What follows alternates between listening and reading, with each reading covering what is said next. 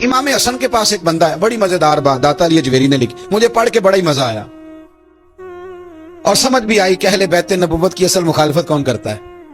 ایک شخص آیا تو اس نے آ کے نا معاذ اللہ حضرت مولا علی شیر خدا کو, معاذ اللہ ثم معاذ اللہ, امام حسن کے والد کو برا بلا کہا. پھر امام حسن کو کہا, وہ برا بلا کہتا جا رہا ہے, امام حسن مسکراتے جا رہے ہیں, ہنستے جا رہے ہیں.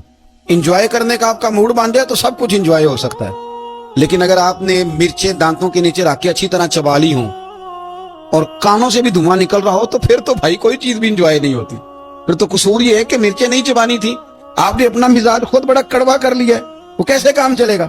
وہ آیا تو اس نے آ کے نا امام حسن کو, آپ کے والد کو معاذ اللہ ثم معاذ اللہ نقل کفر نہ باشد برا بلا کہا. وہ کہتا جا رہا ہے, امام صاحب ہنستے جا رہے ہیں. جب وہ تھک گیا تو امام حسن فرمانے لگے, روٹی کھانی ہے؟ بھوک تو نہیں لگی ہوئی؟ کہنے لگا بڑی لگی ہوئی ہے. فرمانے لگے اس کو روٹی کھلاؤ. اس کو روٹی کھلائی. فرمایا تیرا حال؟ کہنے لگا بڑا غریب ہوں.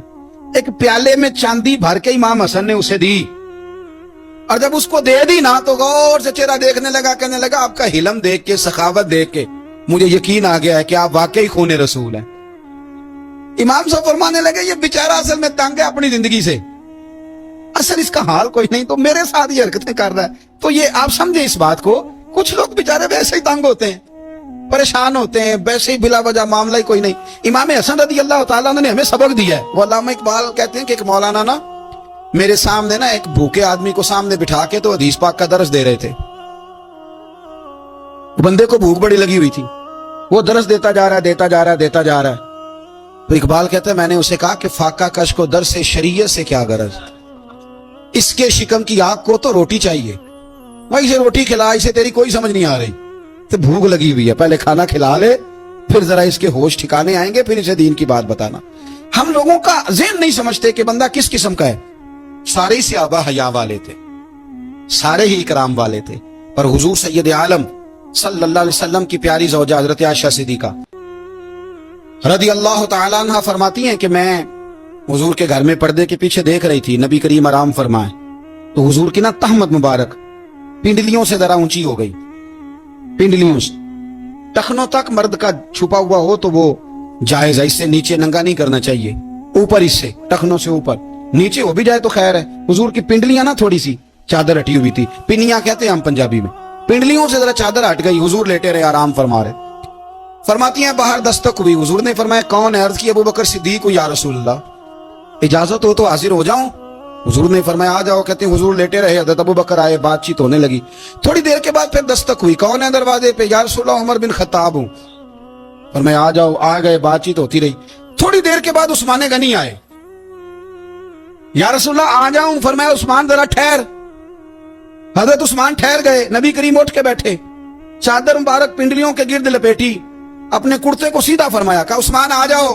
تو عثمان آئے, بات چیت ہوئی, چلے گئے. سیدہ کہتی ہے میں نے پوچھا یا رسول اللہ عثمان تو بڑی ٹھنڈی طبیعت کا بندہ ہے, وہ تو بڑا میٹھا آدمی ہے, حضور کوئی جاہو جلال نہیں, کوئی بات نہیں, کوئی, وہ تو بڑا پیارا ہے. عمر آئے تو آپ لیٹے رہے, ابو بکر آئے تو آپ لیٹے رہے, تو عثمان. حضور فرمانے لگے عائشہ عثمان سے تو فرشتے بھی حیا کرتے ہیں, عثمان سے تو فرشتے بھی حیا کرتے ہیں, تو میں نہ حیا کروں؟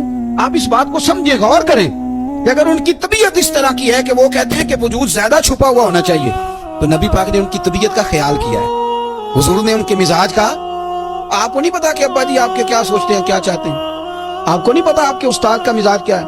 آپ کو نہیں پتا آپ کے مرشد کامل کی طبیعت کس طرح کی ہے, وہ کن باتوں میں راضی ہوتے ہیں, کن میں ناراض ہوں؟ ہمیں سارا پتا ہوتا ہے, لیکن ہم چاہتے ہی نہیں صحیح کرنا معاملات کو. ہم اپنے وجود پر تھوڑا سا بوجھ ڈالنا ہی نہیں چاہتے, اپنی طبیعت کو تھوڑا سا تکلیف دینا ہی نہیں چاہتے.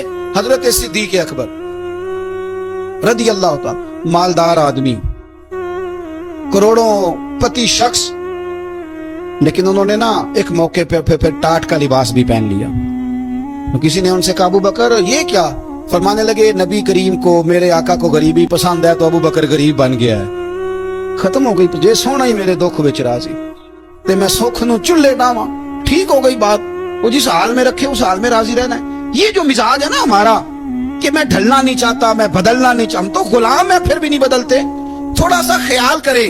میں کہا کرتا ہوں کہ اماں کو زیادہ نہیں ضرورت پیسوں کی, ہاں ماں تو ماں ہوتی ہے, وہ کو ریٹ لگا کے طرح سے پیسے مانگے گی. اماں کو تو بس اتنی ضرورت ہے کہ ماں جو کہہ دے جی کر دو. ماں کو تو اتنی ضرورت ہے کہ 2 منٹ رات کو بیٹھ جاؤ پیروں میں, اماں لا تیرے پیر دبا دوں, بھائی اتنا ہی کافی ہے. وہ کہے گی او ہو میرا پتر بڑا چنگا. اللہ بھائی انج دی اولاد سارے نو دے وے, او بھائی ایسے کر دے. وہ تو سویرے پورے محلے کو ابا جی کو کوئی نہیں ضرورت تیرے پیسوں کی. ہاں نا, ان کو تو ضرورت ہے. کبھی کبھی تو ان کو موٹر سائیکل پہ بٹھائے اور کہ ابا جی منڈی جانا تھا, میرا دل تھا کٹھے چلیں گے, آئیں ذرا پیار سے چلتے ہیں. کبھی ان سے پیار کرے, کبھی کہے ذرا کندھے نہ دباؤں. وہ یارو اس کی ضرورت ہے, نہیں ضرورت مرشد کامل کو کسی کے پیسوں کی. نہ, اللہ جانتا ہے جو کامل آدمی ہوتا ہے اسے ضرورت ہی نہیں ہوتی. اسے تو اتنی ضرورت ہوتی ہے کہ اس نے کہہ دیا سیانے بن جاؤ تو سیانے بن جاؤ, اس نے کہہ دیا نیک ہو جاؤ تو نیک, اس نے کہا ہے کہ آج آ جانا تو پھر, اور نہ یار کہاں ضرورت ہے تیری.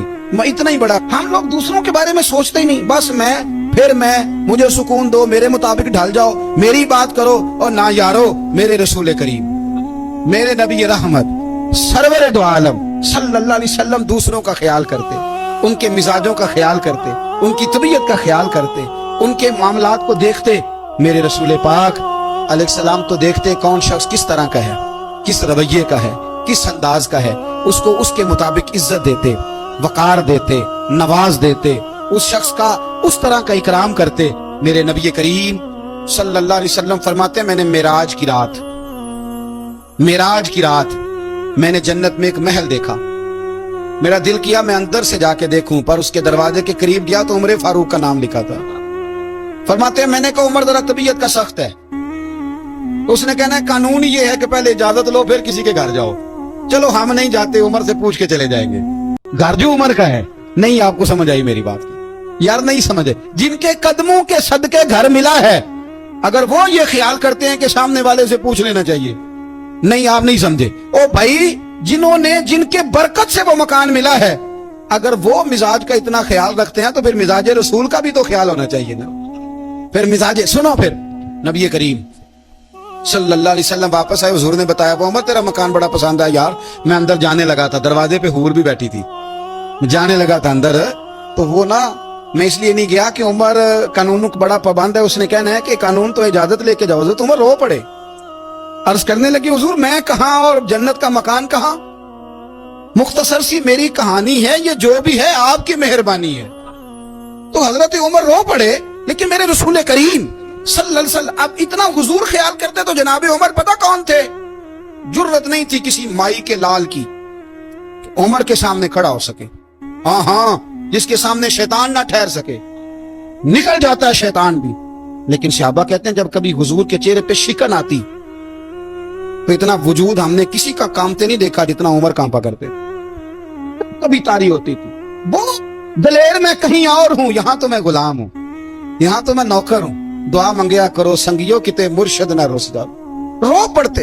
اور طریقہ کیا ہوتا, زمین پہ کونیاں رکھ کے نا, کونیاں گھٹنے, اب میں آپ کو کر کے کیسے دکھاؤں, حدیث صحیح میں موجود, یہ کونیاں زمین پہ رکھ کے نا, جیسے بچے نہیں چلتے, کونیاں دونوں زمین پہ حضرت عمر رکھ دیتے, اور یوں کونیاں رکھ کے تو یوں ہاتھ باندھ دیتے حضور کے سامنے, نیچے کونیاں اور ہاتھ باندھتے, اور پھر روتے جب حضور ناراض ہوتے. تو کسی اور سے ناراض ہے نبی پاک, عمر سے نہیں, تو یوں دونوں ہاتھ بچھا دیتے, یوں ہاتھ باندھتے اور کہتے رضیت باللہ ربا وبالاسلام دینم ونبینا محمد صلی اللہ علیہ وسلم.